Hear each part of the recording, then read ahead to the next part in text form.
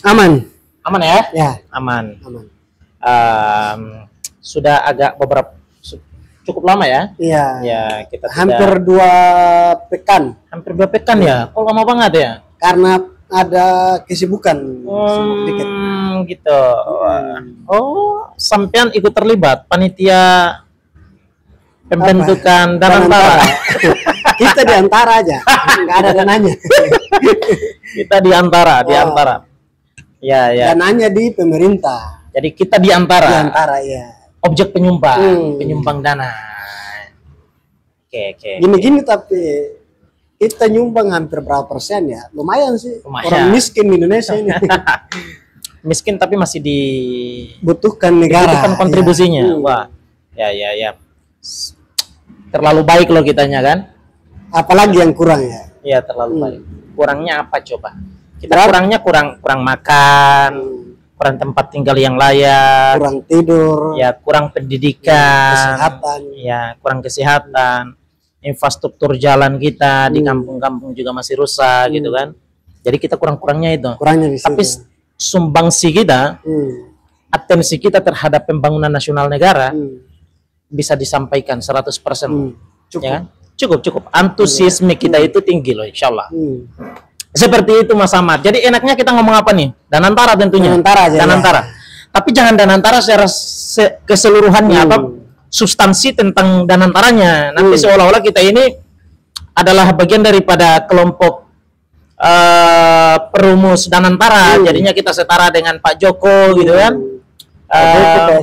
SBY, Pak Prabowo gitu kan. Tidak, kita nggak mau bicara soal masalah itu. Jadi biarkan substansinya nanti disampaikan saja sama beliau-beliau itu kan. Karena rakyat bayar. Tugas mereka dalam menyampaikan. Mereka menginisiasikan nih, membentuk. Ya udah sampaikan secara terbuka, secara jelas, pahamkan rakyat tentang hal itu, ya kan? Dan kalaupun toh mereka nggak bisa, kan ada juru bicara istana, ya toh?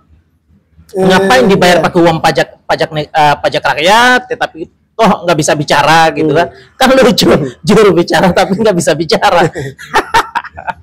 Nah jadi itu jadi kita bicara saja, ada sesuatu yang paling menarik saya kira ketika kemudian kita lihat Mas Ahmad dengan hadirnya Danantara ini ya. Dan ini yang mau ingin kita beri respon menyangkut masalah hal ini, yakni waktu pidatonya Pak Presiden Pak Prabowo gitu loh. Itu Pak Prabowo bilang, mohon maaf banget jika memang agak sedikit perbedaan karena ini tidak bersifat kutipan langsung, tetapi saya kurang-kurangnya itu begini. Beliau tidak main-main dengan korupsi, koruptor. Dia tidak main-main dengan korupsi dan tidak memberi ruang kepada koruptor gitu loh. Artinya beliau itu siap untuk menyelesaikan korupsi di Republik ini. Artinya beliau mau ingin memberikan satu makna kepada masyarakat Indonesia tentang keraguan-keraguan bangsa hari ini bahwa Danantara ini jangan sampai menjadi ruang di mana kembali lagi akan muncul para koruptor-koruptor di sana gitu loh. Nah, makanya beliau mau ingin menegaskan bahwa Danantara ini akan dikawal ketat loh sama saya sebagai ya sepanjang punya kewenangan selama 5 tahun ke depan sebagai gitu. Orang nomor satu, sebagai orang nomor satu gitu loh. Saya tidak akan main-main dengan koruptor dan saya tidak akan membiarkan ruang dia di dalam Danantara itu untuk mengambil dana-dana rakyat itu. Sekurangnya kan begitu gambarannya kan gitu. Itu yang dia omongin. Betul. Nah, tapi ucapan dan prinsip gitu ya, kata Pak Prabowo ini bakalan juga prinsip ini juga akan dilakukan di dalam Danantara itu sendiri gitu. Juga akan dipakai di dalamnya. Nah, ini kan pernyataan Pak Prabowo ini kan ditantang nih. Dan agak sedikit bertolak. Karena ya kan karena ada kelompok-kelompok yang dianggap pernah melakukan korupsi, ex-napi korup, dilibatkan juga di dalam sebagai dewan pakar kalau nggak salah. Sebagai dewan pakar ya. Nah jadi kok bisa gitu loh? Kalau beliau punya prinsipnya tidak membiarkan ruang bagi koruptor, ngapain ada ex-napi korup? Itu masuk ke dalam. Ya? Dan diduga ada orang juga yang diduga terlibat korupsi. Ya, namanya didorong, diperiksa. Tapi sampai sekarang belum. Kira siapa ya? Namanya kan besar. ampun. Nah, jadi itu kan sesuatu yang sebetulnya itu kontra banget gitu kan dengan prinsipnya Pak Prabowo. Ya, dengan prinsipnya Pak Prabowo yang mau ingin menegakkan satu sistem yang bersih daripada KKN. Tetapi kan menjadi pertanyaannya, kalau Pak Prabowo punya prinsip demikian, kenapa orang-orang napi korup ini ada ex napi korup itu dilibatkan di dalam? Tidakkah ini membuat masyarakat takut gitu loh? Loh, dia ini tercatat sebagai pernah gitu ya, terlibat dalam kejahatan extraordinary crime, dilibatkan ke sana, apakah kemudian tidak membuat kita itu bertanya-tanya? Iya, dan tidak membuat kita ya khawatir gitu bahwa akan ada terjadi kembali hal yang serupa gitu. Atau mungkin karena SKCK itu berlaku hanya untuk masyarakat miskin kali. Waduh. Oh, nggak pakai SKCK. Oh, ya. Pak Prabowo, presiden loh, presiden. Ya, suara orang nomor 1. Kan di atas Kapolsek ada Polres, ya. Polres. Ada Kapolres, ada Kapolda.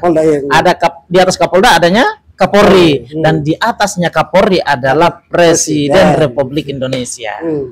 Artinya kalau Pak Presiden sudah ngomong, Kapolri siap aja, siap hormat, gitu kan begitu. Nah, ini yang kemudian kita kita khawatirkan gitu loh. Artinya kita tidak mempersoalkan soal masalah prinsipnya Pak Prabowo untuk menegakkan satu bentuk sistem yang memang bersih daripada KKN. Tapi kenapa harus ada orang-orang ini? Ya, orang-orang semacam ini terlibat di dalam gitu loh. Masih ada orang-orang yang bersih di luar sana kan? Betul. Nah, itu satu tuh, ada ini jelas-jelas nih ya, ada ex napi korup di dalam tuh terlibat. Yang kedua adalah menyangkut ada nama besar ini. Yang dimana didorong untuk diperiksa. Ya, tahu lah teman-teman di sana kan tahu siapa gitu kan. Nggak perlu kita sebutkan namanya. Nggak perlu. Namanya sudah terlalu familiar untuk bangsa Indonesia gitu. Apalagi 5 tahun terakhir ini, 2 tahun terakhir.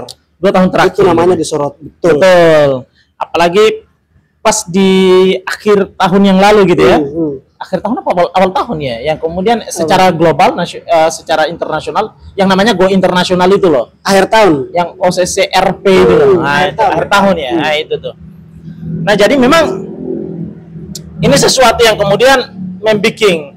Apakah kemudian Danantara ini akan menjadi satu wadah untuk menjadi perantara dari Danantara untuk menjadi perantara gitu, para terduga misalnya yang didorong untuk diperiksa ataukah kemudian ex napi korup misalnya untuk berlindung di dalam, ataukah justru sebaliknya. Nah, tapi kita ini dalam situasi kita lagi tidak sedang menuduh siapa-siapa di sini, hanya menduga. Ya, ini kok saya kayak ngomongnya kayak nggak bisa kencang-kencang dan nggak bisa lancar-lancar. Jadi khawatir takut saya. Waduh, cuman anak masyarakat biasa gitu kan. Masyarakat miskin kota lah. Miskin kota. Nggak, kita miskin desa. Miskin desa kita. Miskin desa kita. Apalagi salah satu yang di atas Dewan Pembina kalau nggak salah ya. Itu mantan ketua umum partai kan yang kantornya di sini tuh. Yang berlambang MERS itu. Oh iya.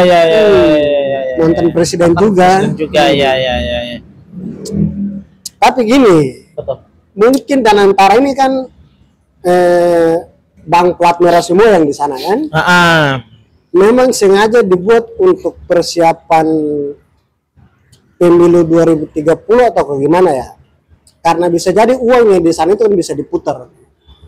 Oke. Bisa digunakan untuk APBN, bisa diputar untuk investasi lainnya. Atau kira-kira gimana ya? Ya, saya kurang begitu mendalami menyangkut soal masalah hal ini gitu loh. Ya kan, makanya tadi saya bilang hal yang masih sifatnya adalah substansi di luar daripada hal itu nanti aja dulu kita serahkan kepada mereka. Misalkan katakanlah ada juru istana tuh, juru bicaranya tuh. Nah, dia punya kewajiban untuk untuk menyampaikan hal itu berdasarkan fee yang dia dapatkan dari pajak negara itu. Ya kan? Banyak loh mereka, banyak rakyat itu. Nah, jadi saya kira itu di situ. Makanya cuman pada kesempatan kali ini kita mau ingin mencoba untuk bicara tentang nama-nama ini nih. Kok bisa gitu loh? Ada ungkapan tegas dari Pak Prabowo menyangkut soal masalah prinsip sistem yang bersih dari KKN. Tapi ada dugaan bahwa di dalam Danantara ini ada oknum-oknum gitu ya, yang memang menjadi ex napi korup gitu ya di dalam. Lalu kemudian yang kedua adalah ada pihak yang namanya itu besar dan sedang didorong tuh, ya kan, oleh salah satu nih sekarang nih yang sudah ditetapkan jadi tersangka dan lagi sedang ditahan gitu loh. Dia mintakan terus tuh secara tegas, dan kemudian kita lagi sedang menantikan. Kan beliau kan pada sebelum ditahan itu kan bilang dia akan siap untuk membongkar semuanya kan. Nah, kita siap, mungkin kita menantikan kapan dia akan membongkar itu semua gitu. Nah, jadi gitu Mas Ahmad. Artinya bahwa kalau mereka udah di dalam ini nggak bisa dong dipanggil atau diperiksa ya, karena kan di balik mereka ini ada. Nah, makanya tadi Prabowo kan. Maka tadi saya sampaikan bahwa jangan sampai Danantara dia menjadi sarana orang untuk perantara perlindungan di sana, gitu. Semoga saja tidak. Semoga Danantara tidak menjadi perantara. Ya, semoga saja tidak ada kemudian unsur-unsur gitu ya yang diduga. Gitu-gitu. Pokoknya seperti itulah, Mas. Kita menunggu. Ini kan posisi ini kan kita lagi sedang bingung saja nih. Ada pernyataan tegas dari Pak Prabowo di dalam bicara soal masalah Danantara dan prinsip prinsip sistem yang bersih dari KKN, tapi justru kemudian dalam Danantara ini itu justru ada keterlibatan kelompok-kelompok itu. Ada ex napi korup gitu, walaupun dia ex tapi kan dia punya catatan buruk gitu loh, bahwa dalam konteks bernegara dia pernah melakukan kesalahan fatal di dalam konteks pengelolaan anggaran tuh. Nah, sehingga menyalahgunakan kewenangan, kepercayaan, ya kan? Lalu berakibat fatal pada kerugian negara. Di sanalah ditetapkan menjadi seorang koruptor gitu. Nah, makanya pada kesempatan ini ketika diberikan ruang kembali, hati-hati loh. Setaubat-taubatnya dia masih bisa berpeluang untuk melakukan itu, Pak. Iya, karena udah pernah. Ya, karena ini berhadapan dengan duit, Pak. Apalagi Danantara. Bukan duit dikit. Iya, ini bukan duit. Berapa belas triliun yang dikelola ya. Apalagi merasa di backup sama sistem yang besar. Merasa di backup sama pemimpin yang paling besar. Itu kan jauh lebih ganas lagi tuh aksinya tuh. Lebih heroik lagi kan. Nah, jadi memang ya kita mintakan gitu loh, Pak Prabowo memang jika punya keinginan untuk membentuk satu sistem yang bersih daripada KKN misalnya, maka mesti harus kelompok unsur-unsur yang dimasukkan ke dalam itu pun harus betul-betul unsur-unsur yang bersih daripada tindakan-tindakan kejahatan extraordinary crime. Lalu yang kedua adalah biar jangan bikin masyarakat menjadi bingung, kayak misalnya tadi Mas Ahmad sampaikan, apa jangan-jangan SKCK itu cuma hanya berlaku buat masyarakat kecil aja, sementara untuk pejabat-pejabat itu tidak menggunakan SKCK gitu kan. Ini sebetulnya salah. Betul. Oke, Mas Ahmad, kita cukupkan dulu perbincangan kita soal masalah hal ini dan kita akan bicara kembali pada lain kesempatan. Tapi kita pantau terus. Kita pantau terus nanti. Danantara. Ya, cocok. Sip. Thank you, Mas Ahmad. Baik. Jumpa kembali bersama kami pada lain kesempatan. Terima kasih. Assalamualaikum warahmatullahi wabarakatuh.